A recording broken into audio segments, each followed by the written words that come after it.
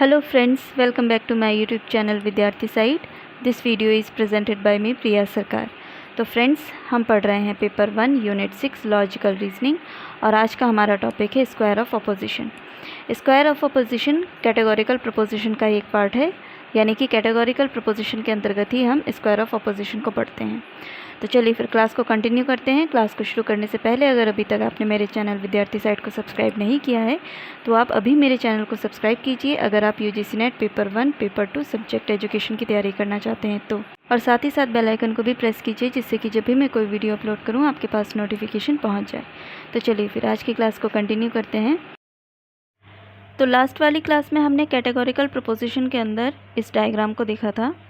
इसके अंदर हमने क्या क्या चीज़ें पढ़ी थी, इसको एक बार यहाँ रिवाइज़ कर लेते हैं जिससे कि आपको स्क्वायर ऑफ अपोजिशन पढ़ने में बहुत आसानी होगी। अब इसके अंदर आपको क्या क्या चीज़ें याद रखनी है। सबसे पहले तो आपको ये all, no, some, some not, इनकी पोजीशन याद रखनी है। ऑल और नो ये ऊपर रहेंगे, सम, सम नॉट ये नीचे रहेंगे। उसके बाद है all, no, some, some not, इनके लिए जो शॉर्ट फॉर्म या जो इनके लिए जो सिंबल यूज़ किया जाता है उसको याद रखना है आपको। ऑल के लिए यूज़ किया जाता है ए, नो के लिए ई, सम के लिए आई और सम नॉट के लिए ओ, यानी कि ए, ई, आई, ओ। इसके बाद जो ऊपर चीज़ें लिखी गई हैं जैसे ऑल और नो, ये यूनिवर्सल होते हैं क्योंकि इसमें पूरी कम्युनिटी की बात की जाती है, और नीचे वाले जो हैं सम और सम नॉट ये पर्टिकुलर हैं क्योंकि इसमें पूरी कम्युनिटी की बात नहीं की जाती है। इसके बाद इसमें अफर्मेटिव और नेगेटिव यानी कि पॉजिटिव और नेगेटिव चीज़ को याद रखना है कि ऑल पॉजिटिव है, नो नेगेटिव, सम पॉजिटिव है, सम नॉट नेगेटिव। आपको इस तरीके से भी पूछा जा सकता है जैसे ऑल और सम ये दोनों पॉजिटिव हैं, नो और सम नॉट ये दोनों नेगेटिव हैं। इसके अलावा इस तरीके से भी आपसे पूछा जा सकता है जैसे यूनिवर्सल अफर्मेटिव और पर्टिकुलर नेगेटिव, यूनिवर्सल नेगेटिव और पर्टिकुलर अफर्मेटिव। तो आपको ये सारी चीज़ें याद रखनी है इस डायग्राम के अंदर। तो यहाँ पर हमने इन सारी चीज़ों को एक बार रिवाइज़ कर लिया है। इसके बाद शुरू करेंगे आज का हमारा टॉपिक स्क्वायर ऑफ अपोजिशन। तो ये है स्क्वायर ऑफ अपोजिशन का डायग्राम। इसी डायग्राम के थ्रू मैं आपको ये टॉपिक समझाने की कोशिश करूँगी। आज की क्लास में मैंने थ्योरी अवेलेबल नहीं कराई है क्योंकि हमें थ्योरी को कवर नहीं करना है, हमें सिर्फ इसके कॉन्सेप्ट समझने हैं और क्वेश्चंस को सॉल्व करना है। तो सबसे पहले हम इसकी कुछ बेसिक इन्फॉर्मेशन को समझ लेते हैं, जान लेते हैं कि स्क्वायर ऑफ अपोजिशन क्या है, इसे किसने दिया और क्यों दिया। स्क्वायर ऑफ अपोजिशन तर्कशास्त्र यानी कि लॉजिक का एक सिद्धांत है, यानी कि एक प्रिंसिपल है जिसके अंतर्गत हम एक प्रिपोजिशन का दूसरे प्रिपोजिशन के साथ कैसा रिलेशन है इसको समझने का प्रयास करते हैं। जैसे कि हम कैटेगोरिकल प्रिपोजिशन में सब्जेक्ट का प्रेडिकेट के साथ किस प्रकार का संबंध है इसके बारे में पढ़ते हैं, ठीक उसी तरीके से स्क्वायर ऑफ अपोजिशन में एक प्रिपोजिशन का दूसरे प्रिपोजिशन के साथ कैसा संबंध है इस चीज़ को समझने का प्रयास करते हैं। और इस सिद्धांत को वेस्टर्न फिलोसोफर एरिस्टोटल ने प्रोपाउंड किया था। पुराने समय में दार्शनिक सही ज्ञान की खोज करने के लिए या सही ज्ञान की प्राप्ति करने के लिए तर्क का सहारा लेते थे, और तर्क जितना व्यवस्थित और वैज्ञानिक होगा उतना ही सटीक और स्पष्ट निष्कर्ष प्राप्त होगा। इसीलिए अरस्तु ने इस सिद्धांत का प्रतिपादन किया। इसे मैं आपको एक उदाहरण से समझाती हूँ। मान लीजिए एक सभा है और उसमें दो समूह हैं।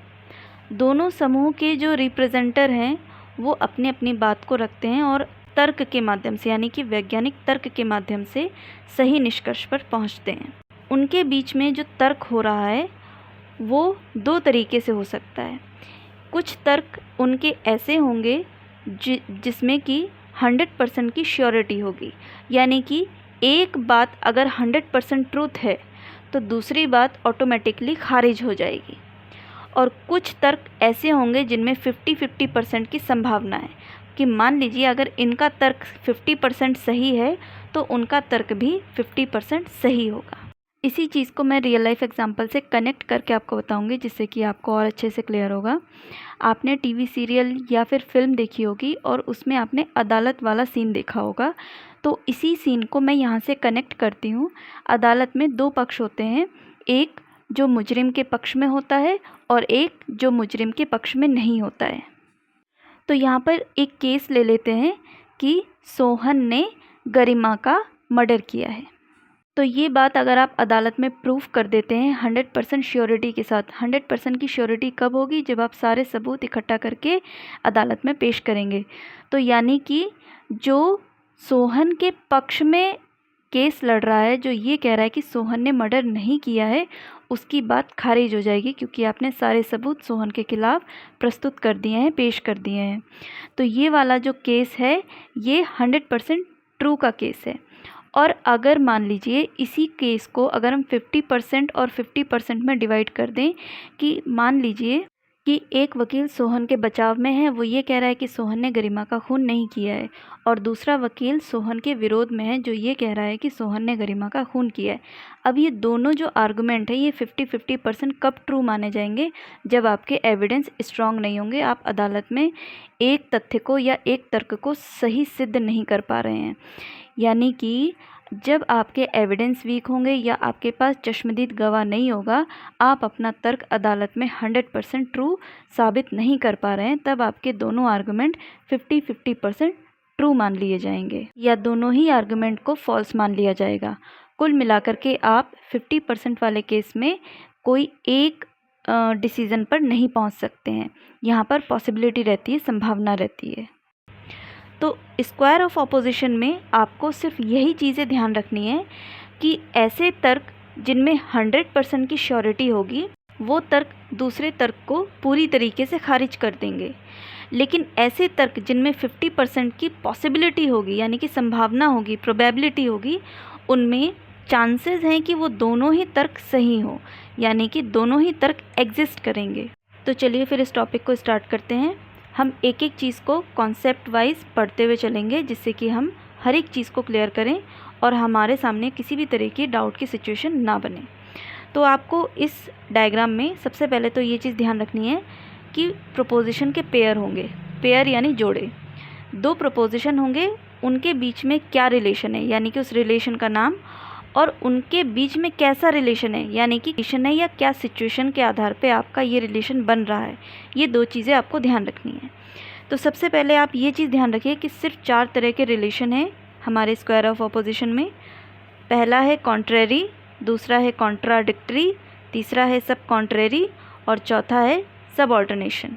तो सबसे पहले आपको ये चीज़ तो क्लियर होनी चाहिए कि स्क्वायर ऑफ ऑपोजिशन में 4 तरह के रिलेशन बताए गए हैं, कॉन्ट्रेरी, कॉन्ट्राडिक्टरी, सब कॉन्ट्रेरी और सब अल्टरनेशन। इसके बाद आपको इन रिलेशन की पोजीशन याद रखनी है कि ये वाला रिलेशन कहाँ बन रहा है। कॉन्ट्रेरी रिलेशन ऊपर बन रहा है, सब कॉन्ट्रेरी रिलेशन नीचे बन रहा है, सब अल्टरनेशन दोनों साइड में बन रहा है, और बीच में कॉन्ट्राडिक्टरी बन रहा है। तो इस चीज़ को एग्ज़ाम में अगर बहुत इजी तरीके से क्वेश्चन पूछा जाता है, तो आपसे इस तरीके से पूछ लेगा कि यूनिवर्सल अफर्मेटिव और यूनिवर्सल नेगेटिव के बीच में कौन सा रिलेशनशिप बन रहा है। अब यूनिवर्सल अफर्मेटिव क्या है? ऑल। यूनिवर्सल नेगेटिव क्या है? नो। इस तरीके से भी आपसे पूछा जा सकता है, या फिर इनके सिंबल से भी आपसे पूछा जा सकता है कि ए और ई के बीच में कैसा रिलेशनशिप बन रहा है। ये तो बहुत सिंपल तरीके से पूछ लिया गया है। अगर इनकी कंडीशन के आधार पर, जो कि अभी मैंने आपको नहीं पढ़ाया है, इसके अंदर जो कंडीशन है, यानी किस कंडीशन के आधार पे इनके बीच में रिलेशन बन रहा है, तो उस कंडीशन से भी आपसे क्वेश्चन पूछे जा सकते हैं कि अगर ये कंडीशन और ये कंडीशन होगी तो किस तरह का रिलेशन बनेगा। तो मैं आपको यहाँ पे सारे रिलेशन एक बार और बता देती हूँ, एग्ज़ाम में किस आधार पे आपसे क्वेश्चन पूछे जा सकते हैं। बहुत सरल तरीके से भी पूछा जा सकता है और बहुत ही कॉम्प्लिकेट तरीके से भी पूछा जा सकता है। तो सरल तरीके से किस तरीके से पूछे जाएंगे तो मैं आपको यहाँ पे बता देती हूँ। जैसे यूनिवर्सल अफर्मेटिव और यूनिवर्सल नेगेटिव के बीच में किस तरह का रिलेशन है? Contrary relation. पर्टिकुलर अफर्मेटिव और पर्टिकुलर नेगेटिव के बीच में किस तरह का रिलेशन है? सब कॉन्ट्रेरी। यूनिवर्सल अफर्मेटिव और पर्टिकुलर नेगेटिव के बीच में किस तरह का रिलेशन है? कॉन्ट्राडिक्टरी। यूनिवर्सल नेगेटिव और पर्टिकुलर अफर्मेटिव के बीच में किस तरह का रिलेशन है? कॉन्ट्राडिक्टरी। यूनिवर्सल अफर्मेटिव और पर्टिकुलर अफर्मेटिव के बीच में किस तरह का रिलेशन है? सब ऑल्टरनेशन। यूनिवर्सल नेगेटिव और पर्टिकुलर नेगेटिव के बीच में किस तरह का रिलेशन है? सब ऑल्टरनेशन। तो यहाँ तक आपको समझ में आ गया होगा। इन चीज़ों को इस तरीके से भी पूछा जा सकता है और कभी कभी इनके सिंबल्स के आधार पे भी पूछा जा सकता है। जैसे यूनिवर्सल अफर्मेटिव और यूनिवर्सल नेगेटिव की जगह पे आपसे ए और ई के बीच में किस तरह का रिलेशन है, इस तरीके से भी पूछा जा सकता है। तो यहाँ पर आपको ये चीज़ क्लियर हो गई होगी कि किन दो प्रपोजिशन के बीच में कौन सा रिलेशन बनता है और इस रिलेशन को किस नाम से जाना जाता है। अब इसके बाद हर रिलेशन में कौन सी कंडीशन होती है, इन सब कंडीशन को पढ़ेंगे, क्योंकि एग्ज़ाम में कभी कभी कंडीशन के बेसिस पे भी क्वेश्चन पूछ लिए जाते हैं। इसीलिए हर एक रिलेशन में कौन सी कंडीशन लागू होगी, इसको पढ़ना बहुत ज़रूरी है। अब ये कंडीशन क्या है, इन कंडीशन का जो आधार है वो क्या है। सबसे पहले इन कंडीशन के आधार को समझ लेते हैं, फिर उसके बाद में आपको यहाँ पे जितने भी रिलेशन दिए गए हैं उनके अंदर क्या क्या कंडीशन होंगी उसके बारे में आपको बताऊँगी।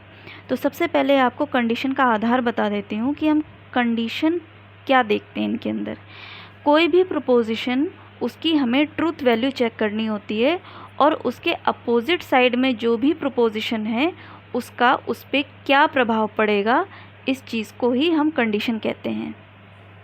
यानी कुल मिलाकर के कोई भी प्रपोजिशन, उसकी ट्रूथ वैल्यू क्या है। यहाँ पे ट्रूथ वैल्यू का मतलब उसके रियल स्टेटमेंट से नहीं है कि वो रियलिटी में भी ट्रूथ है या नहीं।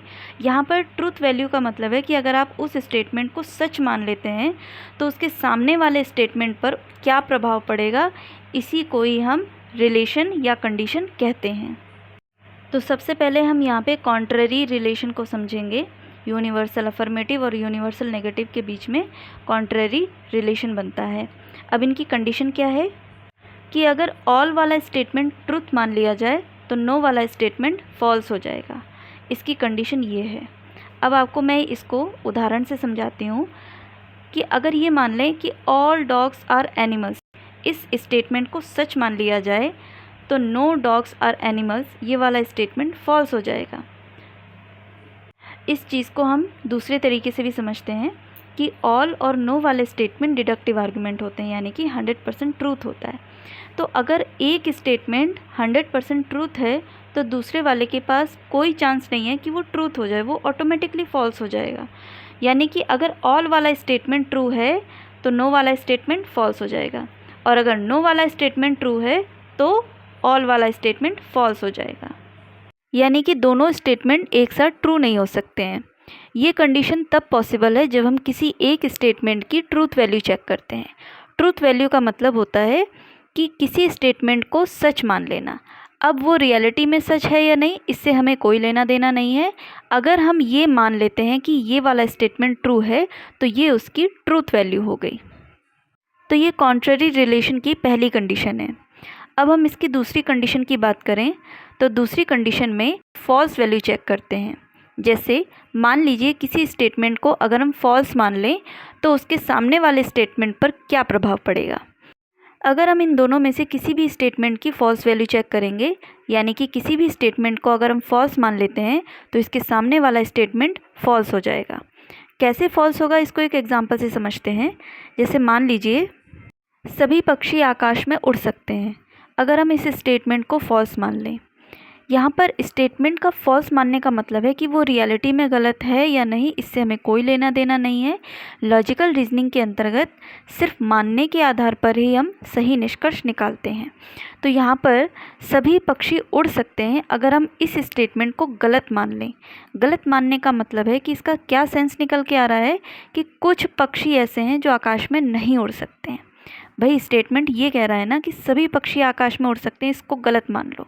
और गलत है भी, क्योंकि सभी पक्षी आकाश में नहीं उड़ सकते हैं। जैसे पेंगुइन है वो आकाश में नहीं उड़ सकता है, शुतुरमुर्ग है वो आकाश में नहीं उड़ सकता है, मोर है वो आकाश में नहीं उड़ सकते। ये थोड़ी ऊंचाई पर तो उड़ सकते हैं लेकिन ये आकाश में नहीं उड़ सकते। ये स्टेटमेंट आपका गलत है। तो इसके सामने वाला स्टेटमेंट भी फॉल्स हो जाएगा। कैसे? कोई भी पक्षी आकाश में नहीं उड़ सकता है, ये स्टेटमेंट गलत हो गया, क्योंकि कुछ पक्षी आकाश में उड़ सकते हैं। जैसे कबूतर हो गया, चील हो गया, बाज हो गया, ये वाले जो पक्षी हैं ये आकाश में उड़ सकते हैं। तो दोनों स्टेटमेंट एक साथ फॉल्स हो सकते हैं। तो कॉन्ट्ररी रिलेशन की हमें दोनों कंडीशन याद रखनी है। अगर हम ट्रूथ वैल्यू चेक कर रहे हैं तो दोनों स्टेटमेंट एक साथ ट्रू नहीं हो सकते हैं। एक स्टेटमेंट अगर ट्रू मान लिया जाए तो दूसरा स्टेटमेंट फॉल्स हो जाएगा। ये कब होगा? जब आप किसी एक स्टेटमेंट की ट्रूथ वैल्यू चेक कर रहे हैं। अब इसकी दूसरी कंडीशन पर आते हैं, जब हम किसी एक स्टेटमेंट की फॉल्स वैल्यू चेक करेंगे तो दोनों स्टेटमेंट एक साथ फॉल्स हो सकते हैं। जैसे अगर हम किसी एक स्टेटमेंट को फॉल्स मान लेते हैं तो दूसरा वाला स्टेटमेंट भी फॉल्स हो जाएगा। तो कुल मिलाकर के आपको कॉन्ट्ररी रिलेशन में सिर्फ इतना याद रखना है कि both can not be true but both can be false, यानी कि दोनों एक साथ ट्रू नहीं हो सकते हैं लेकिन दोनों एक साथ फॉल्स हो सकते हैं। तो आज की क्लास में हम सिर्फ इतना ही रखेंगे, एक साथ हम सभी रिलेशन नहीं पढ़ेंगे क्योंकि सारी जो रिलेशन है और उनकी जो कंडीशन है वो मिक्सअप हो जाएंगी, इससे बहुत ज़्यादा कन्फ्यूजन क्रिएट होगा। तो इसीलिए हम एक एक क्लास में एक एक रिलेशन को पढ़ेंगे। तो आज की क्लास में हमने स्क्वायर ऑफ ऑपोजिशन का पार्ट 1 पढ़ा है, जिसके अंतर्गत हमने ये जाना कि स्क्वायर ऑफ ऑपोजिशन होता क्या है। इसके अंतर्गत किन्हीं दो प्रोपोजिशन के बीच उनकी ट्रूथ वैल्यू और फॉल्स वैल्यू के आधार पर क्या रिलेशन बनता है, इसी चीज़ को हम स्क्वायर ऑफ ऑपोजिशन कहते हैं। स्क्वायर ऑफ ऑपोजिशन में 4 तरह के रिलेशन हैं: कॉन्ट्ररी, कॉन्ट्राडिक्टरी, सब कॉन्ट्ररी और सब ऑल्टरनेशन।